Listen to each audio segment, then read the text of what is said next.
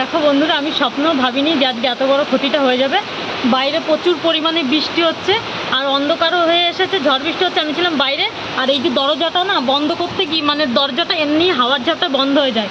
বন্ধ হয়ে যাওয়াতে এই যে আমার যে ভুতু, দেখো ভুতু, এই দেখো কি অবস্থা হয়েছে ভুতুর, মানে এই দরজায় বাড়ি লেগে, দেখেছো কত বড় একটা ক্ষতি হয়ে গেছে। আমি ভাবতেও পারিনি যে এরকম ক্ষতিটা হবে।